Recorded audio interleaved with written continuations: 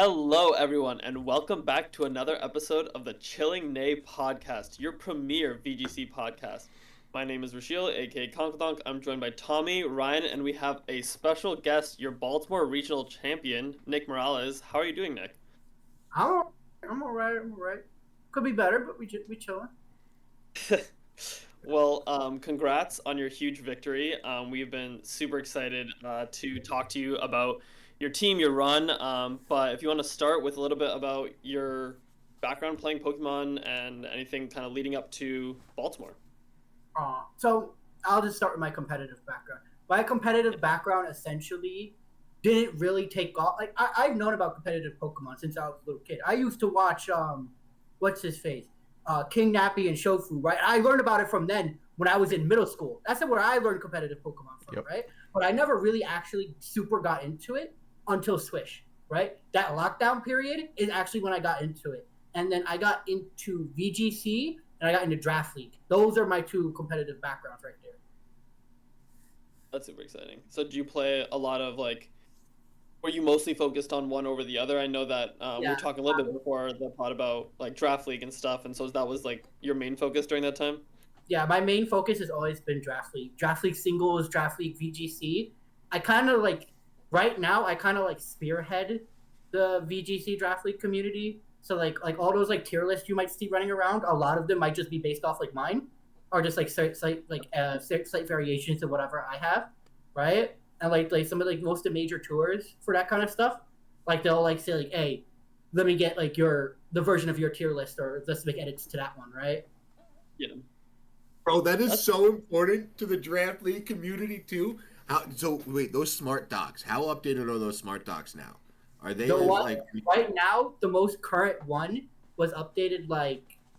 It's for Reg. We're not doing. We tried Reg G. Reg G was super experimental. It's so volatile. It favors the first latter half. It favors them so much to where you have to give people points to draft the other guys. It's so insane, right? And for Reg H, no, you're not. You can't do Reg H. Wait, you gave people points to draft a Zekrom? Yes. Oh, exactly. You get 30 points. You get 30 points for drafting a regular Kyurem, and you can't even spend the 30 points. It's impossible. That's so funny. You get in Reg H. I'm curious because I'm playing in a Draft League in Reg H for the first time ever. So I'm curious, what your thoughts on Reg H? There's just not enough Pokemon. For an actual Draft League, which is 16-man Draft League, in order to have the best playing experience for fun, for Reg H, there just is not enough Pokemon. Because you got to think about what's going, right? So what do you got? You got Golden Go, Rillaboom, King Gambit, Archaludon, and those guys are late round 1 picks. And which would be standard, which is Reg F, which is Paradox Pokemon, right? Those guys are going pick 14, 15, 16 normally. So you just chopped off a good 20 Pokemon off the list, essentially. Yeah. Yeah, that's crazy. 16 teams is a lot to fill. That does make sense. Dude, what is your favorite thing about Draft League? Whether it be the draft, whether it be just the overall community experience, what is your favorite? Yeah, it's so cool. You don't understand. When I was playing in finals, when I won, I had 270 pings, and it was all the draft community. They were all watching me play, and it was such a euphoric feeling. And I was wow, all of these guys, both singles and VGC, were sitting there all in watching me on stream. That was insane. That's wild. I never felt so supported. I have so much appreciation for the community. And you're the moderator. You run how many leagues exactly, or are you just? I only run one. I own WBGA, which stands for Wigglytuff Battle Guild. That's the only one I run. I can't run anything else. I barely run it. Quote unquote run. I barely do anything. I haven't started around into Tommy Tuesday 5 out of the 6 of the last week, so I get that. But I loosely run the Tommy Tuesdays now. But dude, I love this. So every draft player always has their little abbreviations. I'm CPDL and HRDL. The High Roller Draft League and Champions Pad Draft League were the 2 I was in. And it's just so fun to see these communities, these niche communities pop up. We were a 12-man league. So we weren't the standard 16-man you were talking about. We were one of those, like, smaller ones where some of the teams were stacked. If you got one of the, late picks, I always felt like the late picks had the best value. Because getting that wraparound of the 2-tier A's or picking your tier B before everyone else, it was always so much fun to me. Yes. Talk. So you're doing tiers. My stuff does points. Okay.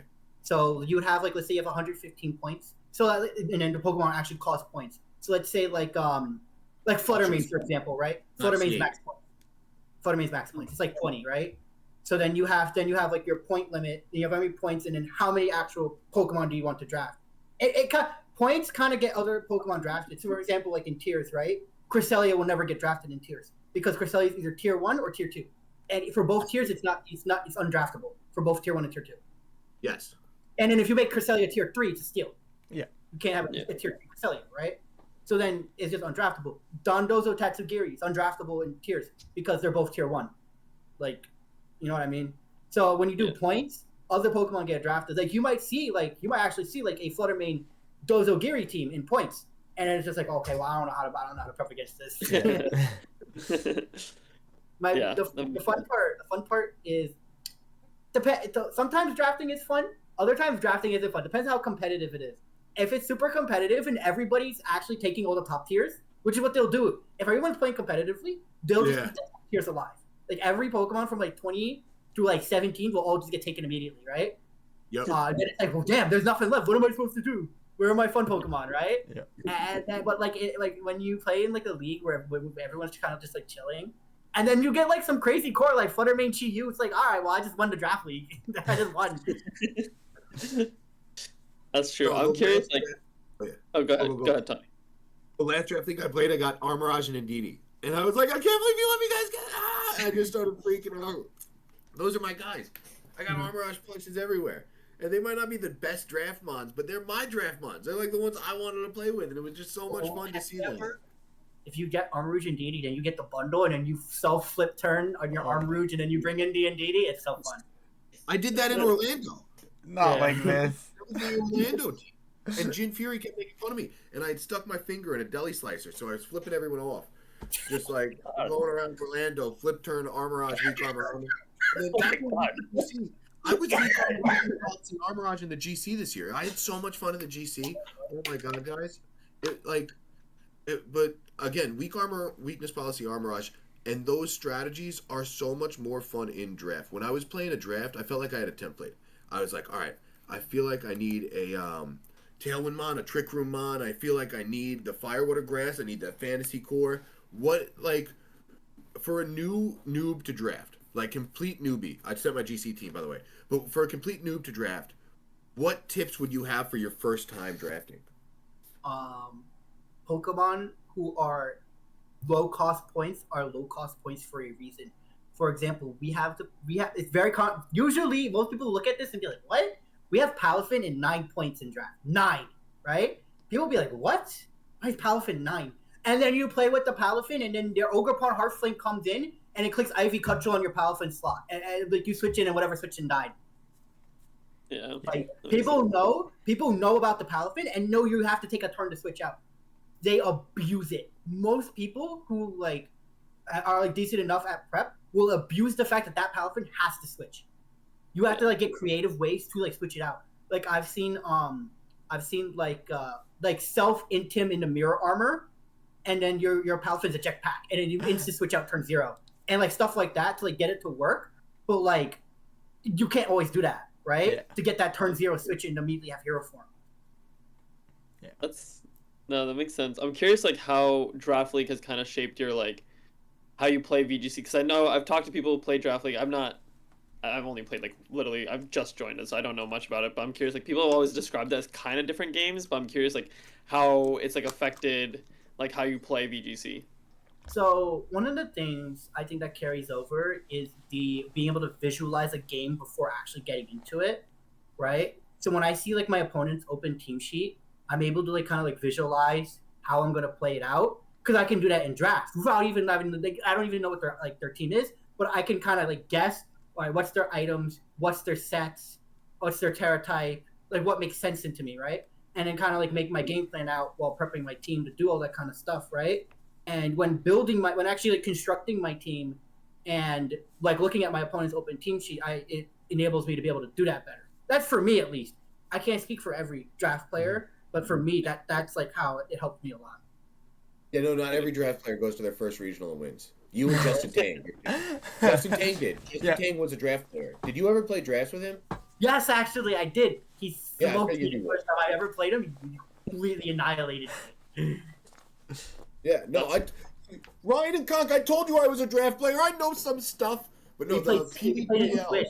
My draft team was really bad. I had no ground resist and like a Nihilego and like a Nido and like some other like guy who was weak to ground. And he had a Nido King, which completely annihilated me. And that's what I love. Justin Tang using a Nido King into Nicholas, like random, probably 2021, 2022 is core. That's more Pokemon than any VGC in my mind. Like, that's so much fun that you guys are building with these obscure mods, just having fun before you both won a regional. And that, like, probably helped both of you on your path to, like, getting to where you know, like... Can't speak for him, but he's an awesome person. I've interacted with him quite a bit. He's awesome. Yeah. So he's a great dude, too. And everything I've seen from you, I was kind of telling you before, like, the interview on the Pokemon stream, where you were like... Yeah, I was gonna go as a spectator. If I get to go to Worlds as a competitor, that's awesome. Like, you didn't know you were getting to compete in that tournament. And I did. Being the first invitee, like everything I've seen from you on the Tub Takes interview, you've been so kind and generous with your time and in entering this VGC community the way you did. Like, dude, I can't say enough good things about you too. So yeah, you and Justin Tang, good people. Draft leagues, I can't endorse. If you're on the fence about draft league and listening, join this and reach out to Nick. He can help you. Reach out to me. I'll try to hook you up with some. I know a couple, not all of them. Little side tangent here. But Tommy, if you're saying draft leagues are goated, so you're saying if I would have been part of more draft leagues, I would have got first at Vancouver instead of second? Is this what you're saying? This is what you're telling me? Is that what you're reading from it? It's proven statistics, man. Proven statistics. Draft players going crazy right now. All right, gonna have to step up my game. For years before going to their first regional, going crazy. That's so how did like a bad matchup until you play draft, where you already got a bad matchup on preview, and then now they're counter teaming your team with the bad matchup. Nah, you ain't know a bad matchup till you play draft. Yup. I love that. That's so funny. So I'm curious, like besides, so like you were doing draft leagues and stuff like that. You've been doing draft leagues, but on like the more traditional VGC side of it, like were you doing any of that in Sword and Shield era or Scarlet Violet leading up to Baltimore? So I didn't really start playing taking it super serious until like Double Restricted Swish. Double Restricted Swish kind of like set in stone. Like I like VGC. Like that, I had a lot of. The only thing I didn't like about Double Restricted was I was using that Calyrex Palkia team, and my Palkia kept missing Hydro Pump. Yeah. Sounds like a Palkia. Yep. It'd be like, why is this thing's only single target move is Hydro Pump? Like, give me Skull. Come on.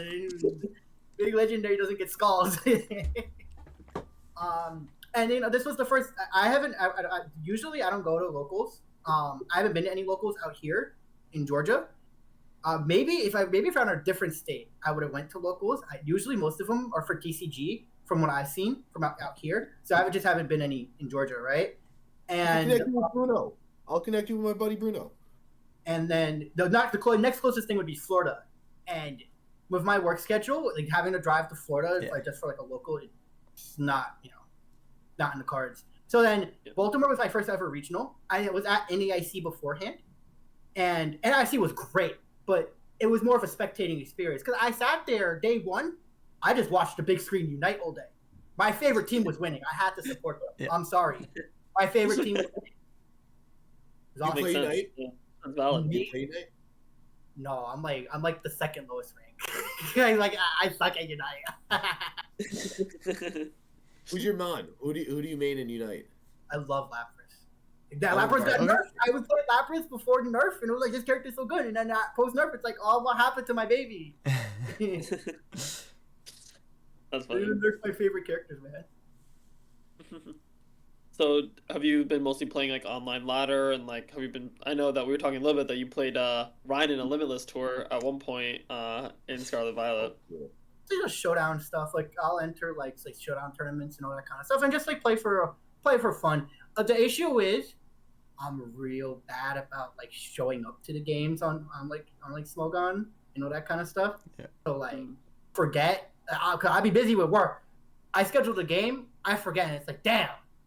Like I signed up to get experience. Like what am I doing? I not showed up to my game. But normally I do pretty well in them when I do like sign up and actually like try. Right. Yeah, that makes sense. I love that. And did you just kind of like how did you come to using a Mousehold Rain team and like how did you decide on Baltimore? Like this was your first regional, so I'm curious like what was the story there? I explained it earlier. So my Baltimore team, I was testing 2 teams beforehand, which was Rain, the big 3 of Rain, or the Volk Clef balance team. I didn't really like the Volk Clef balance team. I blame myself for not liking it because I didn't have goggles on Clef. I had goggles on Gambit. So it was like a citrus berry Clefable or whatever, right? But I blame myself for not liking it.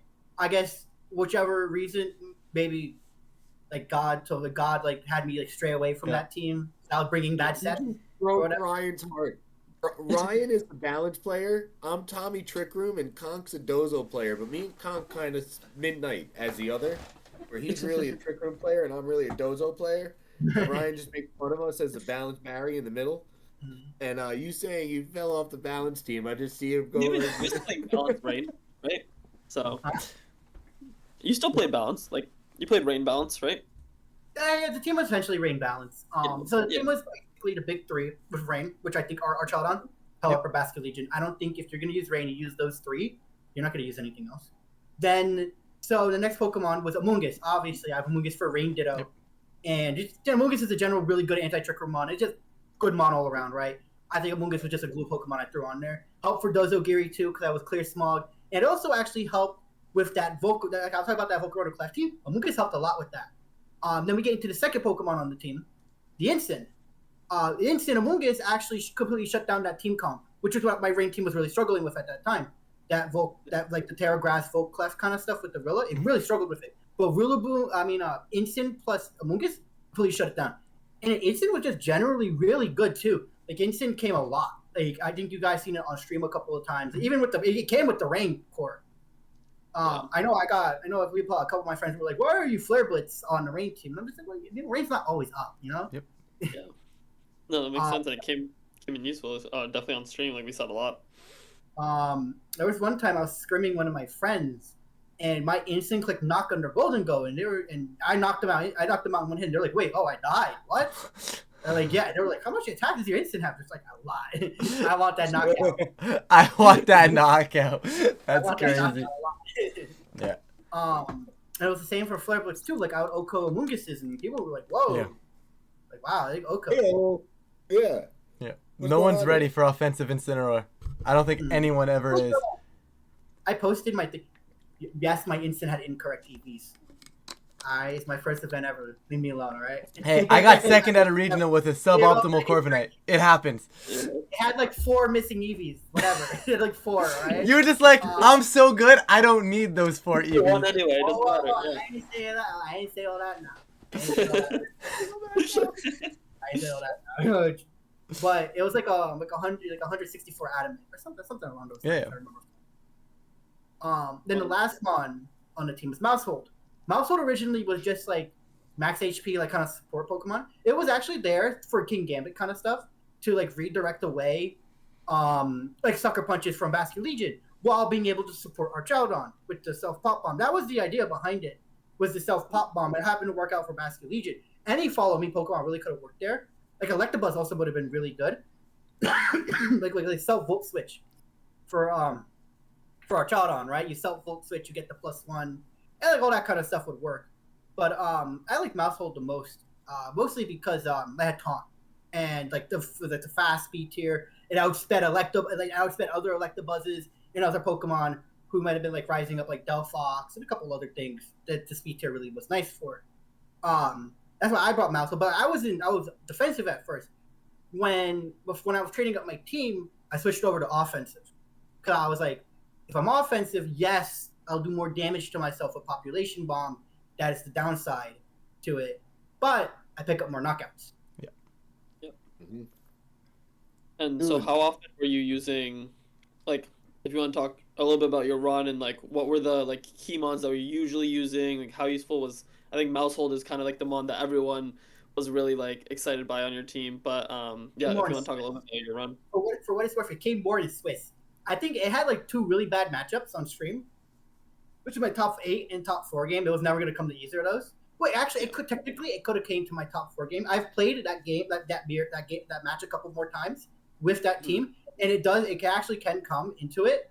It's just a bit awkward depending on like if she were to be like Grimstar and all that. I think it's a little awkward. Like Grimstar Volk's kind of awkward into it, which is why I didn't go for it in the actual set. But it came a lot more in Swiss. The big 2 that always came was big. I think the 3 would always default come, which is Arch, Peli, Bascu. Sometimes I'd bench the Bascu Legion, and then I would bring Ensign Among Us. Ensign was massive for that team. Like, I know it's an Ensign on a rain team with Flare Blitz, but the Archaudon appreciates that Intimidate so much. Mm-hmm. It really does. Especially because mine had a lot of Spadev with the AV. It really liked that Intim. And then you just bring in the Among Us later, Palm Puff back up Archaudon. Yeah. Now you got this raid boss kind of Pokemon that's just not dying. Yeah. That makes sense. What were like the key, like what were some like the key matches you played throughout the day, or like some of your favorite sets you played in Swiss, I guess, that we didn't get to see? I'll keep talking about this game. It was my second game. I lost it. This was one of my favorite games. Even though I had lost, it's a constant reminder in my head to remember to Terra. Don't be greedy. Game 3, it's Ensign Bascu Legion versus T-Flame Garchomp. Garchomp got intimidated, right? Garchomp switches out for Primarina. I switch out my Ensign for Pelipper. Get the read right. I jet the T-Flame. This is Adamant Bascu Legion, Mystic Water in raid. Doesn't KO the T-Flame. I'm sitting there like... No. Really? That's tragic. Really? This guy was on bum watch for like the first couple of rounds. I'm like, this guy's on bum watch. He lost in 2 games. Yeah. First he misses the KO on Talonflame. Then he misses the KO on Vivillon with Aqua Jet. Like, what am I supposed to do? Like, I always got to terror this guy. Yeah. Bascu Legion came in touchdown for the rest of the game. He remembered that he can't get dropped. Also, I'm curious, like, I think most people, or not most people, but I think a lot of the sets that I was seeing leading up to Baltimore were a lot of choice band Bascu Legion sets. So I'm curious, like, I hadn't seen a lot of Mystic Water. Curious on, like, how you kind of landed on Mystic Water versus choice band. In all retrospective, I should have been Life Orb. This little reflection looking back. I like Mystic Water because I didn't like the Wave Crash Life Orb recoil. I kind of want my Bascu Legion to stick around and maybe be able to Polypuff up later. Mm-hmm. You know, in Tim, I live more hits, right? That's why I'm Mystic Water. I don't like Choice Band because I can't switch moves. I think I should have probably been for Flip Turn over Protect on the Bascu Legion. Protect, let's go! I like the ability to switch moves. Bascu Legion most people don't realize, Bascu Legion being able to swap moves is massive. The Bascu Legion just KO'd you with Wave Crash. Let's say you kill his Pelipper partner. Now it's threatening 100 base power Last Respects. And Last Respects is retroactive. So it means if you KO his partner on that turn, it gets that same base power increase. So let's say you maybe you knock out Pelipper with, I don't know, like a priority move, right? Yep. If I click Last Respects on that turn, I just got the 50 power base buff from that. And it works with the Amoonguss and the Mousehold perfectly. Because if they follow me, you knock them out. Now Bascu Legion gets that attack buff right there. Mm-hmm. Yeah. And a lot of the time, that would actually end up working out in my favor. Like Rillaboom would click Glide. I follow me, Mousehold. Rillaboom knocks out Mousehold. Bascu Legion knocks out Rillaboom. Yeah. That's very cool. And how many times, I gotta know, how many times did you go for the self-pop bomb play on Arch? Like, was that like a common thing that you were doing a lot, or was that something that was like very niche circumstances? I did it like 3 times in Swiss. One of them, I hit myself like 3 times and then missed. And a couple, and then the other 2 times, Arch swept the game. There was a game, I believe I played. I think he mentioned him before we were on it, but I think it was he was a Splatty Daddy. Yeah, Smiley. Ethan Marcos. That's his name? Yeah, Ethan. Yeah, I played him. The game came down to 0 timer. It's +6 arch, staring down +6 arch. Because he did the same thing I did, where he self-hit his arch out on. My arch out on crits his for game on 0 timer. That's crazy. I was in disbelief. I was like, I'm so lucky, man. That's some Destiny stuff, bro. Bro, Go ahead. That's Tommy. crazy. Yeah, I want to ask. I've been saying "dude" trying to ask this. So anyone listening back, if you heard me say "dude" 7 times, sorry for trying to interrupt. Yeah. What was the funniest Mousehold Pop Bomb calc? Because I remember I ran Pop Bomb and Struck Pop Bomb with Mousehold Oranguru in the GC3 one season, and the 2023 season, and I was like, I need 17 hits to hit this through Citrus Berry. Like when you switched to offensive mouse, was there any specific calc that made you want to switch to that? And what was there? I'm gonna drop it in the group chat right now. It's a really funny one. Yes, this is exactly what I. Not a lot of people would expect this right here. Let me bring it up right here. And how has Draft Leagues helped your EVs after? So this one catches a lot of people. People don't expect this. I can't wait to see this. You're hyping it up a lot. I'm excited. People don't expect this one. Oh wow. Yeah, well, people don't expect it to actually almost KO. And in most cases, that he has that little bit of chip. He already had it because they're not going to click. They don't click Sucker Punch. Not when they see Mousehold. Most of the game is one click Sucker Punch. Yeah. So I'm free to go for that. Yeah, Ryan, do your magic editing. Put it somewhere. Yeah, I'll pop it up on screen. Yeah. And my favorite one, and this one was for some of the popular Rain Dittos right here. This right here. This mattered a lot for Rain Dittos, but this one was pretty funny. Oh, wow. Okay. And this was versus the Salamence was really popular on the other Rain teams, from what I was seeing. Yeah, wrecking Salamence is wild. Everyone knows just for it's Jolly, Mousehold, Oko's, guaranteed Oko Salamence, and almost Oko's. After Life Orb, at -1, you guarantee knockout as well. That's crazy. But you can't have Life Orb Mousehold. No. After Salamence takes Life Orb kill. Salamence running that Draco set with Life Orb. So if they were to hit, like say they try to hit the Arch out on, I would knock them out on that turn. Yep. Let's go, Crazy. bro. Also, this crazy strong. God. People never expect it. No one's ready for the mice. That's more the surprise factor behind it. Now people know, so now that won't work anymore. Yeah. Okay, question. Now, obviously, we have those clips of online of all the people in the stands counting the population bomb hits. Do you also count the population bomb hits in your head, or is it just one of those ones you just kind of I'll see what happens. I'll just let it go. I heard the counting. I started counting with them. Now, but I heard them actually me too. I heard that game too when I saw pop on myself. I heard crit. I heard that. That's so funny. Crash out of all time. If I got crit on that turn, you might have seen the greatest crash out of all time after the games. That's so funny. It was funny as hell. It was funny as hell looking back. I heard it. That's so funny. I heard it. Whoever said that. Come on, man. You're preying on your downfall. It's wild. Whoever. Also, Tommy, if you want to ask your EV question again, because I feel like that's a really good one. Yeah, wait. How has Draft Leagues helped your EVs in tournaments like this now? In your tournament? It hasn't? So, it actually makes me mess up more. Good. Talk about that. Talk about how EV is so much different in Draft League versus in a tournament run. Well, usually in Draft League, if you're adding speed EVs, you're creeping through speed, right? Mm-hmm. So let's say I have a Raging Bolt, right? You probably want to run a bit. You wouldn't creep a timid Raging Bolt, obviously, right? But maybe a modest Raging Bolt, I'd run some speed on that, just in case, right? Even then, you could creep one of your slower guys to outspeed a no-speed Raging Bolt because Raging Bolt might not run any speed, doesn't need to, right? Or you might be able to see my team and be like, okay, well, I know you're going to run X amount of speed in Tailwind to outspeed my guy. I'm just going to creep that, right? So then that's called aggro creeping. And you know how much speed I'm going to run, so you can maximize your bulk based on that kind of stuff, right?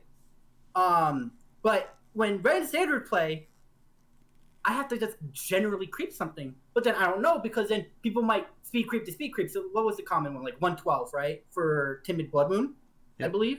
I think it was 113. It's 114, or actually, does it hit one? It either hits 112 and it's 113, or that you need to creep it, or it hits 114 and you need 115 to creep, something like that. Something like that, yeah. My Archdon didn't creep that anyway. I was like 108 for reference, but I was creeping modest on Blood Moon. Yep. Anyway, you see stuff like that. You gotta factor it. Like when I go on my Golden Go, okay. What am I creeping on my Golden Go? Am I creeping other Golden Goes, or am I predicting those Golden Goes to creep something else? And now I'm running more bulk for more rolls, that kind of stuff. And that kind of complicated stuff, that's like, whew. My friends are like, yo, the one time this guy doesn't do calm down, two, he fucks it up. Wait, that's so funny though, because you're just constantly thinking. I sent a link to some of the draft leagues I was in, which is so much different because we do the snake draft tier list. So we have A, B, C, D tiers. And then the free picks at the bottom, we go by the point system like you go by. Mm-hmm. But it's like so much different. I'll for my doc real quick. I'll grab one from please. And then Ryan, like these, if you have a smart doc, like the prep documents, like that show the teams next to each other, that's what I was looking for too. Because this whole draft league stuff makes it, I love it. This is the prep doc I use normally.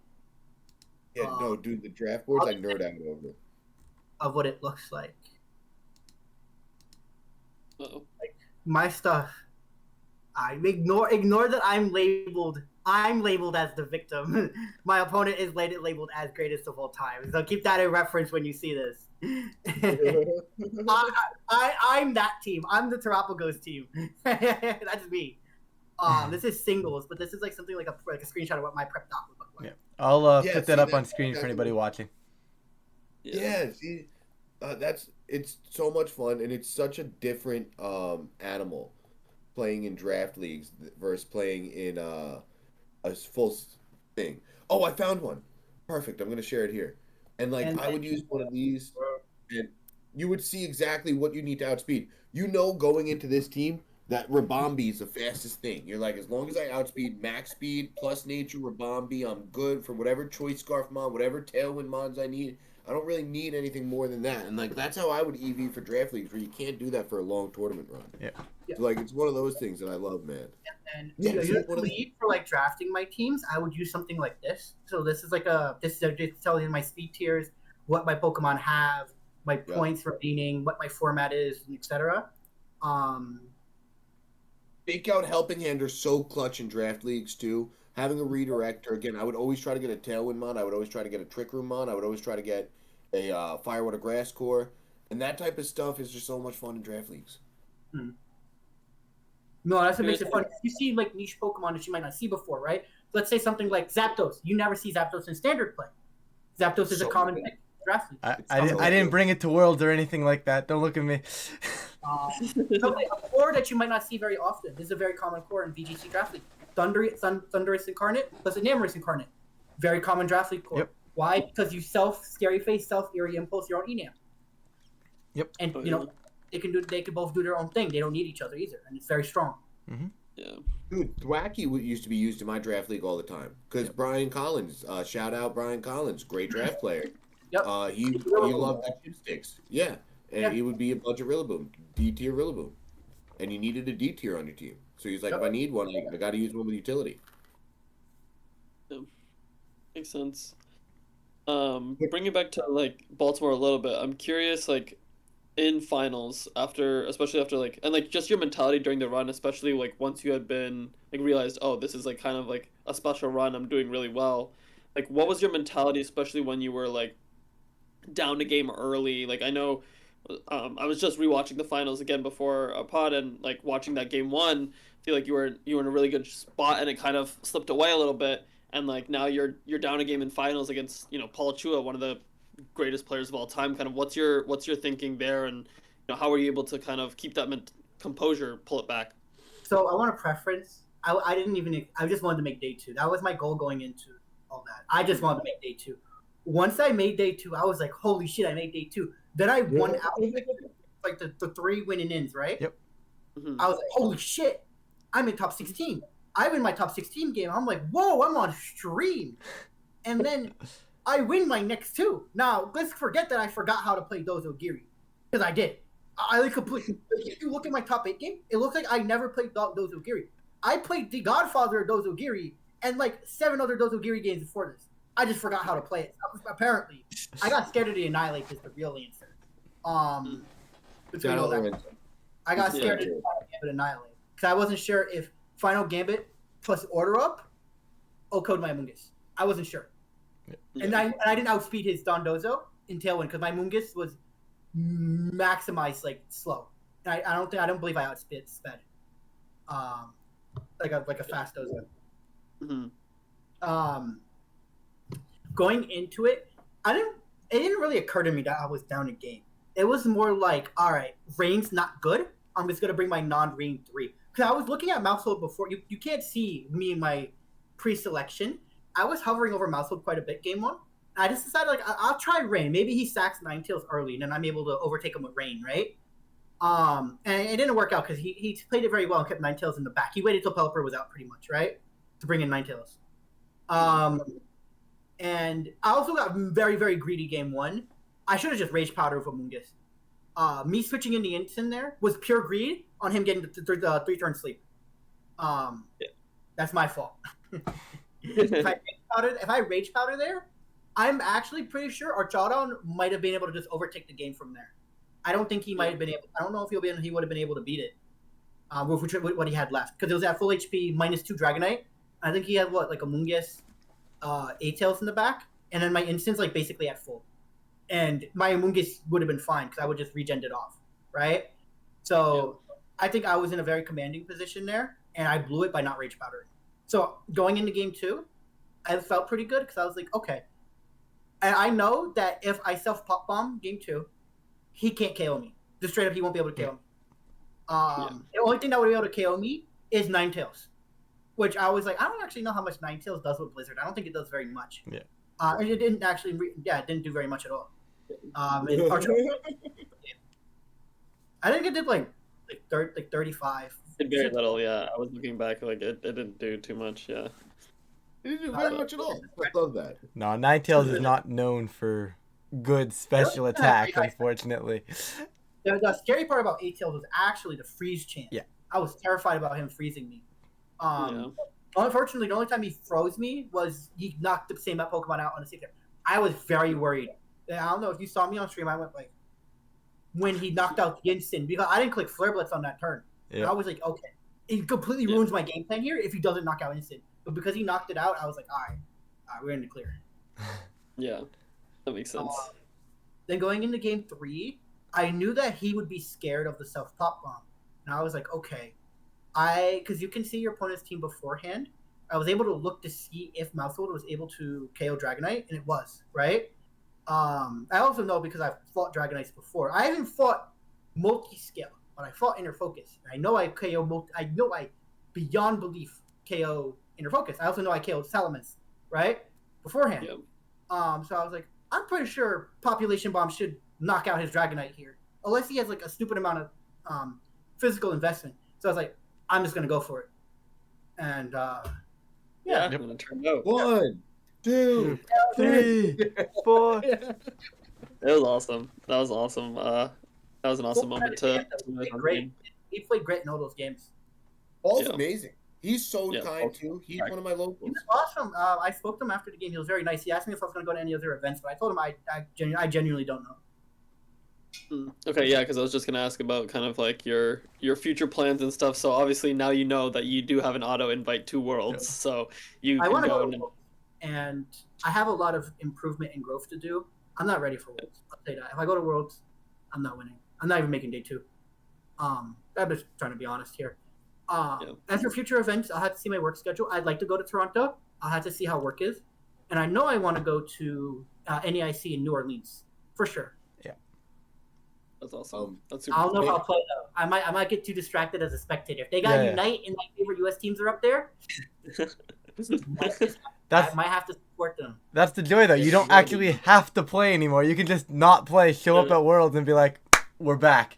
I think you could do well at Worlds today. If Worlds was today, I think just your prep, the way you played, the way you channeled your energy, the way you're learning from all your mistakes in this regional, you would show up to Worlds and do well. Don't underestimate yourself. Yeah, I appreciate it. I'm my own worst critic in that kind of regard, you know? I look back at my games and I'm like, all right, what could I have done better here? All right, why did I not know how to play Dozogiri, right? Why did I not Rage Powder, right? And I look back and I'm like, okay, well, these are obvious mistakes, right? This is just me playing too fast, essentially. Yep. I was feeling myself way too much in that first Baltimore game. I was feeling myself way too much. I'll give myself that. I thought I was killing it, and then his King Ganon woke up and I'm like, That's no, I think you would do well. I think you would do well. Yeah, I mean, even at Worlds, there's still only a small portion of the group there that has won a regional title or higher. So that's, I mean, still an insane accomplishment. So, huge congrats for that. I think those are kind of like the main things that I want to touch on. Ryan, Tommy, any other questions you guys have? Oh, go ahead. No, go ahead, Nick. Yeah, please. If I win, if by some God-given miracle I win Worlds, I'm never playing Pokemon again. No PGC, no singles, no nothing. I'm done. It's all downhill from there. I'll come sign autographs or some shit. I don't know. Walk in, assert dominance, walk out. Yeah, exactly. No, but my one question was going to be like the whole draft league and VGC, like how does that work? But I think we've touched upon that a ton. So my new question, which I always like asking everybody, and I never tell them beforehand because I hate when they prepare for it. So I apologize for putting you on the spot. But if you had to pick one other team from the event that was your favorite, if you couldn't run your own team and you had to pick another team from the event, what team do you see yourself running, or what team sticks out to you the most? Oh, it's easy. I like that the Garchomp Vivillon stuff. I believe I want to say Z. Z, yeah. I want to say Z. Yeah. The Garchomp Vivillon stuff really speaks to me. I think Garchomp right now is super broken. I think ground spam's amazing in general right now. Because like there's only really one good ground answer, and I think that's Rillaboom. I think everything else kind of folds. Technically, there's Corviknight. It's not here. Pokemon. Yeah. I thought it was really cool in the Wolfie Glick team. I'll give it that. Yep. I thought it was pretty cool there. And I think it has some niche scenarios. Like it's good in the Golden Go. It's good in Chomp, right? So I think it has good in niche applications there. I think in general, I think most teams have really bad Garchomp answers, and even then, Rillaboom's still taking a ton from like the Life Orb Dragon kind of stuff, right? Yeah. I think Garchomp's really good right now. I think the only teams that don't really struggle with it are like those Dragapult teams.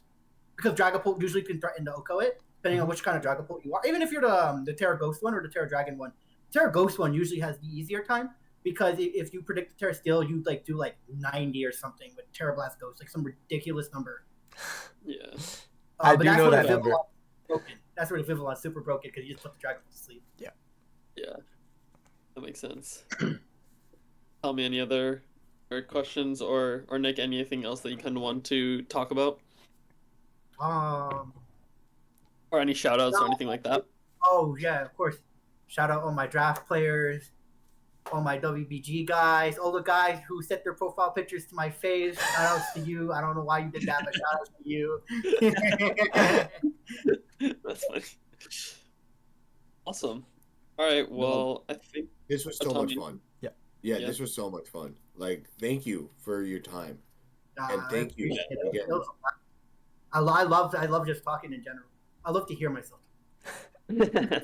I want to emphasize, anyone that's still listening, reach out to Nick, reach out to me if you want to play draft. It's a really good, like, fun, new community in Pokemon. You know, like, VGC isn't the only way to play competitive Pokemon, and Draft League is, and I hope we talked enough about that to try to popularize it a little bit more than it is right now, because I think it's such an underexplored way to play, and not enough players know about it. So, Nick, thank you for highlighting that. Like, once you check your Twitter, it's like, hey, if you want to join a draft, like, I saw that, I was like, let's go, he's a homie. You know, so thank you. I tweet out whenever my draft league applications are out. I tweet it out. See, beforehand I only had like 2 followers. Now I have like 700. So now it's gonna be a little bit more awkward to tweet it out. Yeah. But it'll be fun. You're gonna get like 600 players trying to sign up for this draft league. Nah, it'd probably be like 20, maybe. I think it'll be more than 20. Yeah, you might. If anything, we've established that if you want to win a regional, you got to play draft. It seems like the pipeline. We got Tang, we got Nick, so that's awesome. Pengy? That's awesome. Pengy won a regional. Yep. Yeah, Pengy was a draft player that I met playing. I'm sure there's like a ton more that we are. I'm sure there's a lot more. But, yeah. Yeah. But this has been awesome, Nick. Yep. This is super insightful and really loved talking all things Baltimore, all things draft league with you. A ton of fun. Everyone drop him a follow, especially if you want to get involved in draft league and check out all the things that he's got going on. I think that's gonna wrap it up for us today. So again, thanks so much, Nick, and everyone, thanks for listening. See you guys. Thank you for having me, man. I really appreciate it. Thank you, guys. Done. All right, love you guys.